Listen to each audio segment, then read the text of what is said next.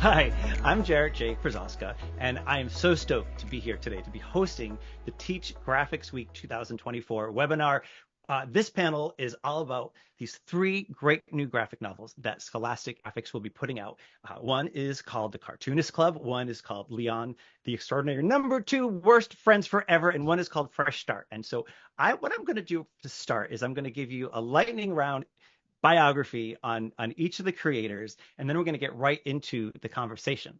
So let's start off with Raina Telgemeier. Raina is the #1 New York Times best-selling, multiple Eisner Award-winning creator of Smiles, Sisters, Guts, which are all graphic memoirs, but she also has a number of graphic novels that are works of fiction. Now, she co-created the Cartoonist Club with Scott McCloud. Scott is the #1 New York Times bestselling author of Understanding Comics. And this book is like a seminal text to learn about sequential art. It was mandatory reading for me in college. I still have my old copy somewhere around here. Definitely seek that book out if you have not read it yet. But not only is Scott a genius in sequential art, but helping us understand sequential art. He is a frequent lecturer about the power of visual communication, and he is in the Will Eisner Hall of Fame.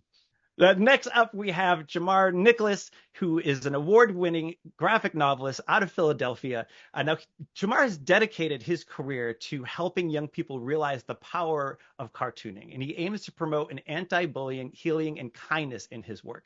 His newest, Leon #2, Worst Friends Forever, is a follow-up to his amazing debut with Scholastic Graphics, which was Leon the Extraordinary.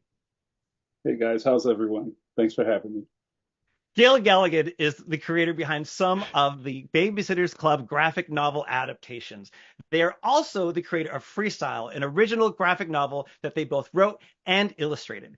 Gail is a founding member of the Comics Advocacy Group, a nonprofit dedicated to making careers in comics more accessible and sustainable. So, everyone, welcome. Hey, thank you. This is awesome. So we are so lucky to be living and working and reading through this current era where graphic novels are everywhere, more than ever. And so each of you, not only are you graphic novelists who you toil away in your art studio, but you also get out into the world and meet readers. So what would you say are some of the most powerful things that you have seen graphic novels do for some of your readers? And Randa, why don't we start with you? Sure. I have been doing this now for 20 years somehow, and in that 20 years time, I am just seeing like the audiences expand and expand, and my audiences have gotten, they've gone from like maybe 20 people in the audience to then 200 people and then 2,000 people, and now we have 2,000 kids going, I love reading, I love stories, make books faster, give us more. And a lot of times their parents kind of sneak in at the end and they say, she was never a reader before this, and now she just can't get enough, and it's thanks to graphic novels. I hear that just more and more and more as the years go by. And so let's shoot over to your collaborator, Scott. Scott, what have you seen over the years? Yeah, well, I'm double Raina. I've been at it for 40 years, and yeah, I've seen so many different changes, and we've seen a diversity of audience and a diversifying of the faces behind the desk, but we've also seen a diversity of formats, diversity of subjects. But it comes in generations, it comes in waves. Raina's generation of readers, they're going to be growing up. In fact, some of them are already growing up, and they're going to want to make comics. I saw it with the manga kids, sitting there in Barnes and Noble reading their comics, cross-legged on the floor and never buying any. And they, that generation, I knew right away they were going to grow up and they were going to tell stories about themselves. And as the diversity of the different kinds of kids who were reading that stuff grew, they would tell many more different kinds of stories. And that's one of the reasons why in that last 40 years, comics has changed its face again and again and again. It's been exciting to watch. Yeah, and it's been so exciting to be a part of that. Gail, what have you seen? Yeah, I was one of the manga kids in Walden Books. And that was definitely my takeaway. When I was growing up, manga started becoming a really big deal in my tweens. A fairly, groundbreaking time. Like I had been reading Archie, Calvin and Hobbes, like seeing a lot of stories that were either about kids or about adults, none of whom really felt like me. Manga started to become my inroad to new, exciting, different kinds of adventures. And it wasn't until I was in my 20s that books like Smile started to come out. And I really started to realize like, hey, like there are spaces where I could make comics here too. And getting to become a part of that, getting to connect with kids and adults who are so excited for all of these different stories is amazing. Like one of my favorite memories of working on the Babysitters Club is where I got to do a signing with the Babysitters Club's original author, Anne M. Martin. I was signing, she was signing, and kids were coming up to her saying like, grown-ups are coming up to her saying, hey, like, you changed my life. Like, I love the Babysitters Club. Kids are coming up to me saying, like, I read this with my parents, and like, your drawings are pretty good too. It's just like getting to see people of different generations connect over these stories, over new and exciting things is really great. I love it. That's beautiful, Gail. Jamar, you get into a lot of classrooms. What are some things that you've seen with graphic novels and readers? One of the cool things that I've seen in the classroom, and I have a bit of an education background, is back in the day when I used to teach a lot of after school workshops and young artist workshops and things like that in the continuing ed space, I saw a really great change in the makeup of the students who would be in my classes. Before it just used to be a bunch of like just kind of like a bunch of boys, and then it really started to morph into a lot of girls. And then, the complexions of the kids started to change. And this just kind of happened in front of me over the years of teaching, which I really found spectacular. And what was even more interesting to me was the content that they were creating.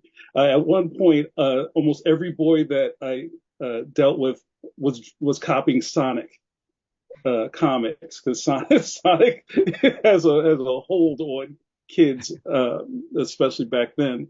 And then it started to turn into more of like journal comics, and it's turned into more of an emotional storytelling thing that I really enjoyed. So rather than a lot of comics of people getting punched through windows, they were starting to tell personal stories about how things affected them and how they were looking at the world. And here we are now, so we can get to do these really kind of cool, personal, emotional stories that kids really connect to. So it's really great to see happen in real time.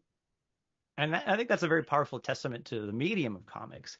Now, as creators of comics, we're so intimately aware of the artistry that goes into making comics, right? It's telling stories visually. Could you each go through and let me know maybe it's like one or two things that you love about storytelling through comics and graphic novels that you never would be able to achieve if you had been writing a prose novel? Raina, would you like to go? Sure. I think this is kind of something that I learned from reading Scott's work back in the 90s and understanding comics, that time is story, and that quiet space is story, and that thinking is story, and that the expression on a face and the feeling inside of yourself is all story.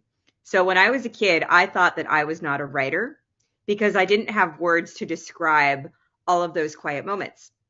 But when I started making comics, I realized that an entire panel, a space, could be occupied by a character going, hmm, and that could say a lot.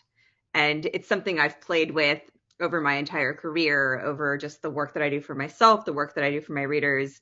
And I think it really captivates another type of reader who's maybe like me, who doesn't think in words, but thinks in space and thinks in time. I Yeah, and I love that. think those small moments, that's so important because I think a lot of kids don't feel as if the small moments are worth telling, that they don't see their own stories as stories at all. They think stories are things that they experience that other people do, that these big exciting other worlds they can go to, and they don't see that their own worlds are stories worth telling too. And that's why it's so important when they see that flash of recognition that their own stories are really worth something, Absolutely. And I to jump on that too, I think that with the visual, you're welcoming people into the physical space with the characters. So like the reader's almost like the Ghost of Christmas Past, right? Where you're kind of looking in the window and going into those spaces, and you could Yeah. be at the kitchen table when the family's having an ordinary conversation. And I love Jamar because you had said that you got to see the push so much of also people telling personal stories and your book Leon is an ordinary kid who does extraordinary things. And what are some pieces that you've been able to do in your Leon graphic novels that would never be possible had you written a prose novel of this guy? Oh, wow. What a great question, Jarrett. I think very quickly, some of the things that I don't think I could ever get away with uh, are visual things, right? We're all world builders, and it's something I don't think a lot of people think about. So just kind of populating Leon's world with things in the background that mean something to the characters, moving through the panels, but maybe a kid peeps it and goes, "Oh wow, I know what that is," or "That's interesting," or "Maybe this will come up later." Um, Foreshadowing, I think I couldn't do the same way if I was writing a prose novel. We take a look at Leon's bedroom, which is very messy, which I have a lot of experience with. As a kid, I had a very dirty room. You'll see a lot of little clues all through through the trash on his floor if you pay attention. But if you don't, then you're not losing anything. So just kind of like the world building is something that I think is also it's super possible in prose, but I don't think I'd have as much fun if I did Mm, it the other way. Because yeah. it's so important to read the pictures and Yes. find so many visual clues throughout that. Yeah. Yeah. Yeah. And Gail, what about in your work? What are some things that you've felt like you've been able to achieve that never would have been possible had it not been a graphic novel? Yeah, I mean, I absolutely love comics so much, obviously biased, but I absolutely love that, prose has its own whole toolbox. Like if you're reading a prose page and it has like a short paragraph, a short paragraph, a short paragraph, one word, like that reads one way, right? And in comics, you're showing that time in a different way. Well, we can do all of that with comics, but we also have extra fun tools. Like if, for example, I'm working with the Incredible Colors K Chap on freestyle, they are also bringing their own mentality to how to communicate a mood or a moment through color, which isn't something you're necessarily going to see in a prose book. Like, how am I going to show you this very important red yo-yo moving through a page? How can I show you like a cool, dreamy sequence in a new and exciting way? There are ways in which you can guide the reader's eye or add like dimension to the world, like Jamar talked about. Like you can see people going through their daily lives and experience like the totality of the world. You don't need to just rely on the words to say. And also, like, there were a lot of different types of people here. You can see them, you can be part of that. And I think that is so immediately accessible and worth 5,000 rereads every single time. Yeah. Please reread our books. And to touch upon what you were saying about color, Gail, I think one of the greatest examples in modern graphic novels would be Raina's graphic memoir Guts, when Mm, Raina is reflecting on like how sick she felt and that use of for lack of a I don't know what the exact Pantone number would be, but I think it's puke green or something like that, where you really can yeah. feel the queasiness of it. Something that I think is a really powerful piece of telling stories through graphic novels, which is so seldom talked about, is the magic of the page turn, Hmm. where Mm, you're setting up the problem and maybe the characters trying to find a monster behind a door and they get to that door. Well, if you as the creator, as the graphic novelist, if you have the character's hand on the doorknob right on that bottom right panel, then the reader has to turn the page to reveal. So you can create an infinite amount of little mini cliffhangers as you go. And that Yeah. goes also to, Raina talking about what she learned in Scott's book is that comics and graphic novels also use time to tell stories. Yes, Yeah. time and imagination. Yeah. And that page turn is a collaboration between the reader and the creator. Yeah. So we together are creating this experience and this story. So the reader is very involved in the whole process. In fact, in a way, before we draw any page, we allow the reader to draw that page for themselves before they turn that page, Mm. right? We ask them to see the page in their heads before we give it to them. And they're silently comparing what they expected with what we give them. And we hope we can surprise them, but we also hope that we can give them something that communes with, that is in conversation with what their imagination showed them before they even made that page turn. Absolutely. Now I'm going to go out on a limb here and assume that each of us loved to draw or make comics when we were kids. Is that a safe assumption? When I was young, I was too old for comics when I was a little kid. Well, Scott, what was your relationship with creativity as a kid? Because this is leading into my next question. That there's so many young creative people out there who want to know how to improve their craft, and I think our life experiences could serve as a guidebook for them. So Scott, Yeah. do you have can you pinpoint any kind of creative moment you had as a young person that maybe was an epiphany or maybe led you to where you are today? Well, it's funny because I always was interested in making things, but I didn't think of myself as an artist. I wanted to be a scientist.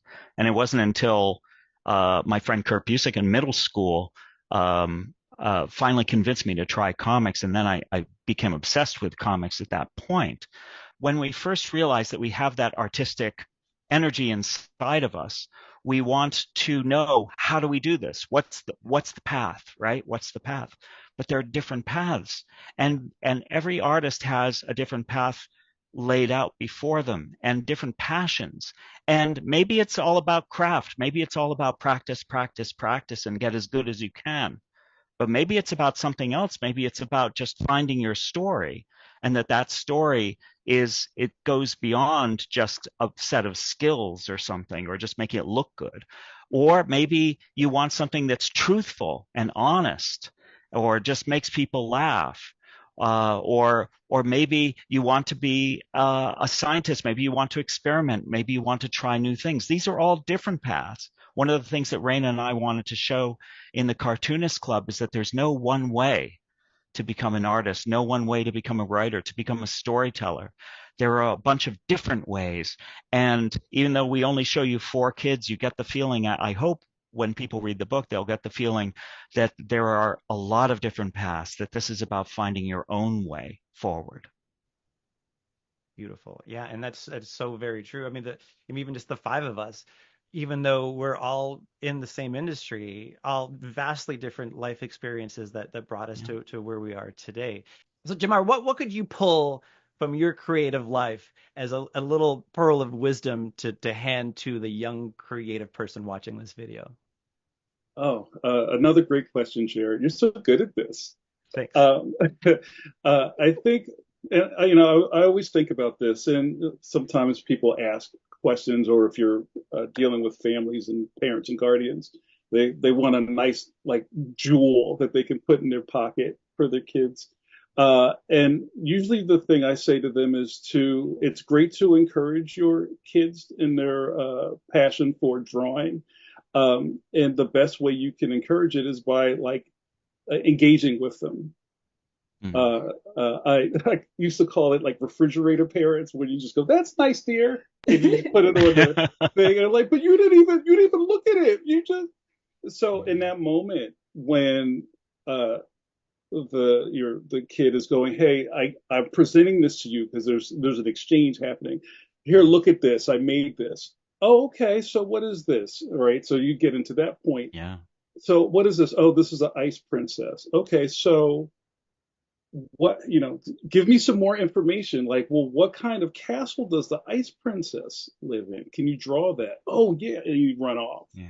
and you're continuing the story and also engaging the young person in the storytelling. Like I think that's really important, but also the kids. One of the biggest things you could do, because we're at that space where you do something until you're bored and then you move on. I think finishing things are super important. Hmm. If you start something, even if it's a drawing of like a half of a face, can we finish the face? That we'll finish more faces the next time. I think finishing is a huge part of just progressing and becoming a full-time, full-fledged cartoonist like us. Yeah, because Yeah, this is a lot of work. Yeah, A lot it of is. pictures to draw. so many pictures. So many pictures to draw. Your advice reminds me a little of improv, where it's Mm, not just yes, it's yes and. Mm. yeah, And That's you're right. inviting people to collaborate with you on a story. And so as a parent, maybe you're stepping into the shoes next to your kid to be like, we're collaborating on something together. And that just makes your mind go in so many directions. yeah, Yeah, yeah. absolutely. And Gail, are you at your drafting table right now? I am. Hello. Oh, oh, Ooh. nice. Yeah, we've got So Gail, what kind of piece of advice would you like to throw out to the young creative people? Absolutely. I love the finish things advice, first of all, because I definitely was not that kid. I think I had a sketchbook like full of just eyes or people with like hands behind backs. Like we've all been there. It happens. Don't worry about it. But yeah, absolutely. Just like make small things, especially when you've got a big like fantasy idea in your mind. It can feel like you have to get everything just right first. But Hmm. you can just make a little thing and then make another thing and then keep going. The cool thing about comics and drawing in general is that every time you do it, you're going to learn a little bit more and get a little bit better. And if at some point you start to feel like bad, like, oh, this isn't what I want it to be, this is disappointing, like, that's great news. Your brain is ahead of your hand, and now you just have to practice. You're recognizing what you want, and you can keep getting better. It's extremely cool. You're doing amazing. Please keep drawing. And Nice. actually, if I may, I think that like one of the most important things is your relationship to mistakes. It's Yes. okay. It's not only is it okay to make mistakes, it's healthy. It's great. It's part of the whole process. We should be encouraging kids to make mistakes. Make the best mistakes. Make Mhm. the worst mistakes. Just screw around and have fun. And that's part of it too. You never quite reach that point of perfection. I mean, like, I think what Jamar said is absolutely right, that the idea of finishing is important, but then also it's okay to never be completely finished, Mhm. right? Mhm. It's like it's cool to always be striving, to always be trying and to fail big, to try something really big and crash because you can learn so much out of that. Just like when gymnastics, they always say that falling is the first thing you have to learn. You Mhm. learn from falling. And I think that's a lifelong journey because I meet so many young artists and college aged artists who ask me in a very pleading way, like, how do you get to be confident in your art? And I don't know. I mean, that's probably the worst place to be. I'm like, I hate everything I make for the first like 90% of what I'm making. I'm having fun doing it, but it's also just a part of the journey, just to that struggle of trying to figure out what this thing is, whatever it is that you're making. Raina, do you have any tidbits? Um, I think I often share what my co-panelists have already shared, so I'm going to do something different, which is observation. And that can take so many different forms. Comics have so many elements to them that, yes, practicing art is good. Practicing drawing the same tree or the same eyeball over and over again, but observing the real thing, noticing how it changes, maybe trying a different style, trying a different tool to observe something, and then sitting in a place listening to what sounds you can hear. Those can be sound effects, listening to the ways that people speak. That can not just help with your dialogue skills, but also your character building skills. And so it's just about kind of becoming like a conduit for everything around you. And I think those elements just make storytelling more interesting. Yeah. And And if I may, Raina, like listening to how people speak and listening, like you said earlier, to the silences. There are so many different ways that we show who we are.